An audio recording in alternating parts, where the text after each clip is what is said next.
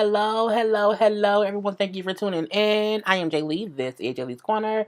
This is a quick review for Tales on BET. This is season 2, episode 2. Okay, if you have not done so already, please take a moment to subscribe to my channel and become a whole Jaybird, dun dun dun dun dun, and all that good shit. So, y'all not review Tale. Oh, you can follow me on Instagram. The link is in my description box at J_Lees_corner. Just look in the description box, okay?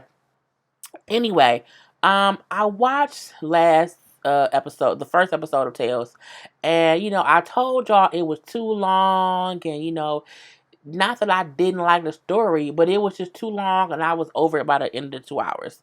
This episode, it wasn't too long. It was cute, okay? They did the song, the Migos song, Slippery, which I don't know that song. I've heard it, and all I know is Slippery. Please me. That's all I really know. And it might not even say please me. I know it's something I say about a Ferrari. Not sure. What this, I don't get it. I'm not a Migos fan like that or whatever. But, they had a whole little fake Migos on here. It was about, I don't know the Migos story. I don't know if this is based on them in real life. Okay, I don't know that. But I'm assuming that's what it was supposed to be. So we see the three fake Migos. Okay, is what I'm gonna say. And I feel like I'm like, which one of them is Takeoff? Because Takeoff is one we don't see too often. They be like, "Was I left out bad and bougie?" That's the most that I know about the Migos. I'm trying to get the whole thing on here. So, we see the story is about these three gentlemen. I'll put it all the way up here. These three gentlemen, okay? And they are called B&B, okay? You know what I'm saying? Brothers making bank. I don't know if that's what it means, but that's what I'm going to say it means. And so they on trial, okay? They on trial for being drug dealers. And, it's a cop. And the cop was FBI agent, and I know him from a lot of stuff. I remember he was in Sugar Hill. I loved him in the movie Sugar Hill with Wesley Snipes. Okay, and was it Sugar Hill? I think it was Sugar Hill. So he is the FBI agent. Okay, and he has a vendetta, as we see, against these guys up here. And so we see the beginning of the episode starts off with it's like a house getting raided. And, they like, take it all. Take it all. Take the money, take the drugs, take it all. I'm looking like, what you doing? Well, him, what you doing, bro? Because he's raiding it and he has a partner. Okay, I'm going to show her too because I'm going to show y'all who was who and then start, just chit-chatting or whatever because I'm not going to do scene by scene. For this one. So he has a whole partner. Now his partner may look, girl, stop moving wrong damn thing. His partner may look familiar because she plays on Saints and Sinners.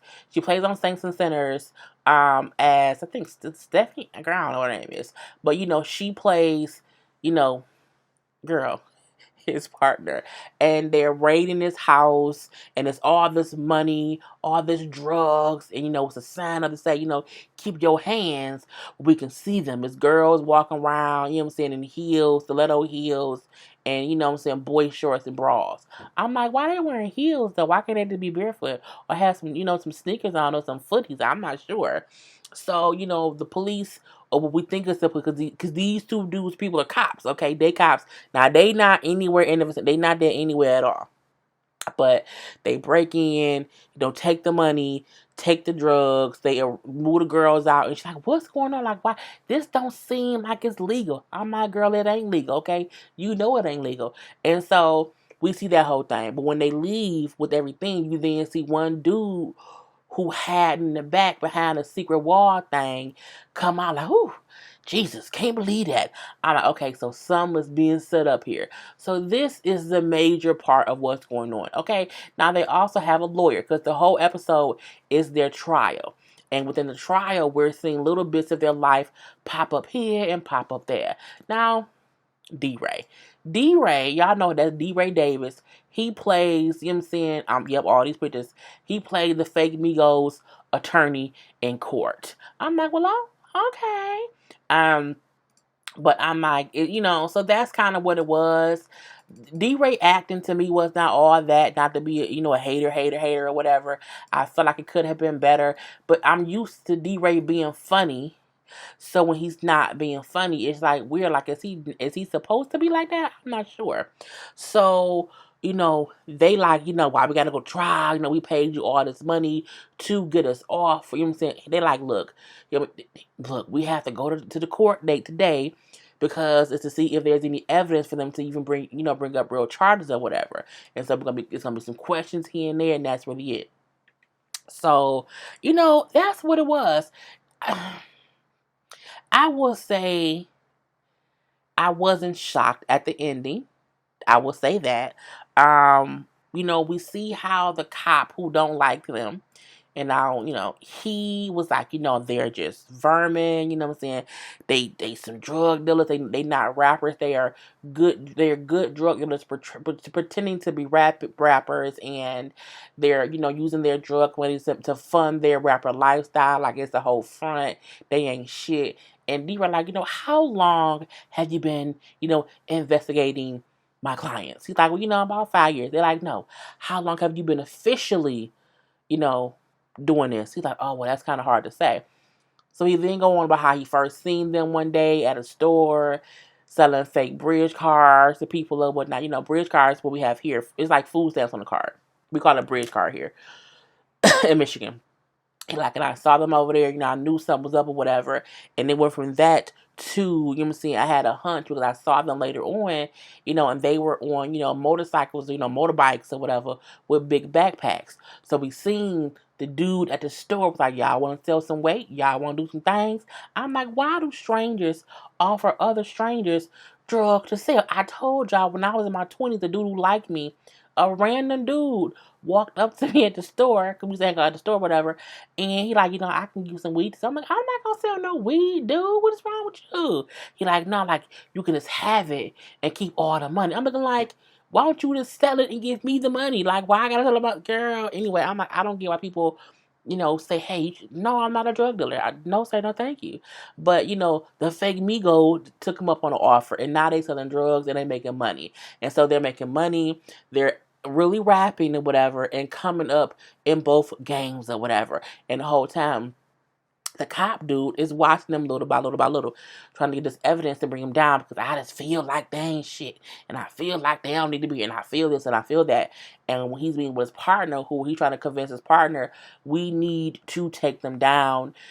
Period. So he takes her to a house and say, "This is my niece, and she's hard up for money." So we sitting here just scratching and surviving, good times, hanging in a jawline, while they up here selling drugs and creating crackheads. I say, look, Rocky burping. They ain't made no crackheads. Crackheads started in the 80s. I don't think they, is the people who started that epidemic. Okay, but anyway, they ban, giving their people money. They're rapping about the operation on their songs, having expensive cars, having ringside seats to fights or whatever. It's just some bullshit. You know what I'm saying? They are successful drug dealers. So I'm looking like, brother, really? And the whole time, this was them. So they were just like, whatever, believe me. Dun, dun, all that. Girl, it was just like, oh, okay. And, but it was a good story. It was entertaining. It was because it was only less than an hour. Tales works when they pick a good song to base a story off of. And the song being called Slippery, and you know what I'm saying, it's a slippery slope to where they're really selling drugs and really being drug dealers and really, elevate themselves to being rappers. It's slippery how he is a dirty cop who was just after them, and he's crossing all these lines and all these boundaries, and he's admitting in court how he crossed all these lines, how he didn't file a protocol, how he didn't, it wasn't an official case. So he's slippery too. Okay, so everybody's slippery. And his partner, like, you need to stop doing this because it's some bullshit. And matter of fact, we had that whole raid thing. Where the money go? Why the money missing? You know what I'm saying? Where the money at? Because they took all the money from the house and the money missing. They're like, where's that? So,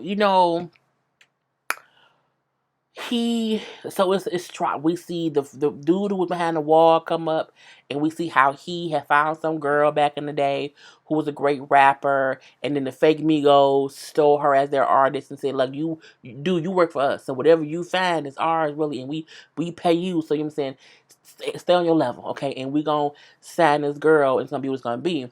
And then he's upset because he was sleeping with the girl, and the girl said, "Well, I signed a contract with them now." You know what I'm saying? They said I should not like be fraternizing with coworkers. So you know what I'm saying? I know we just had sex. You know what I'm saying? Up on this couch in this studio, but this ain't gonna work out. I'm like, why did you have sex with him? Like for what?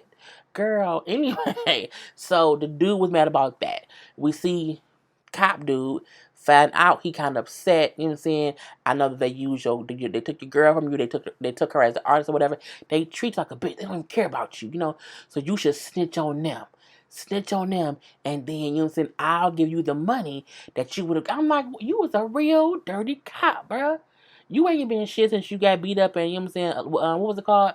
Diary from Mad Back Woman, when you was paralyzed and you ain't been shit since then. Anyway, girl, I act like he really here. So we see how he's kind of putting things together to take them down. He did not got the friend, so we find out. Oh, so the friend.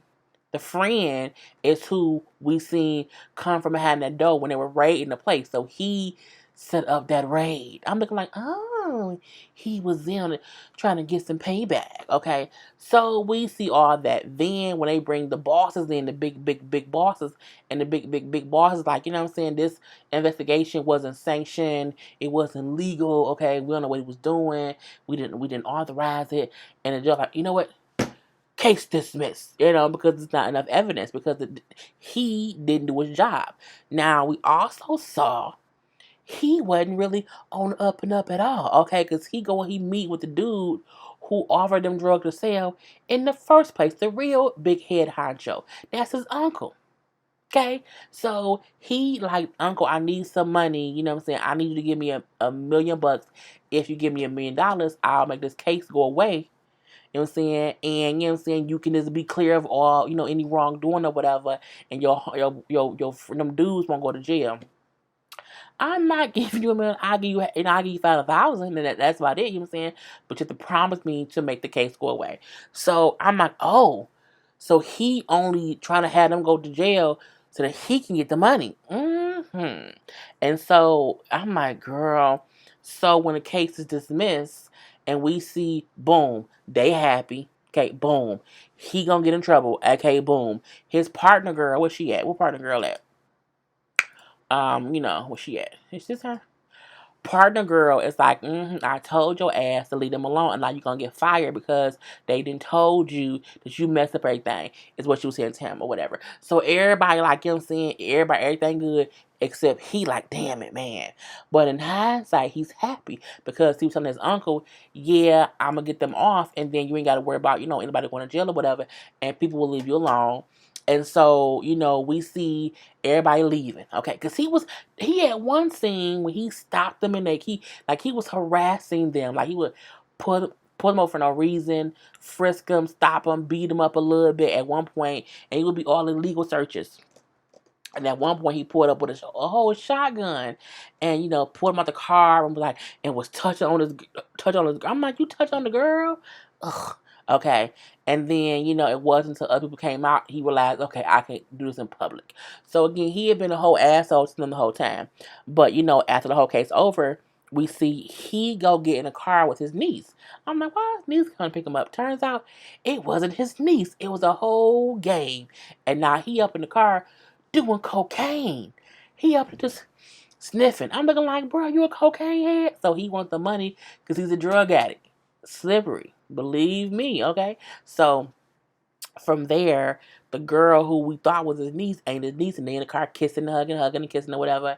He like, yeah, just do that thing. And he take his penis out. Like, we didn't see him take his penis out. We heard the belt buckle unloosen. So we're like, okay, he's doing some things.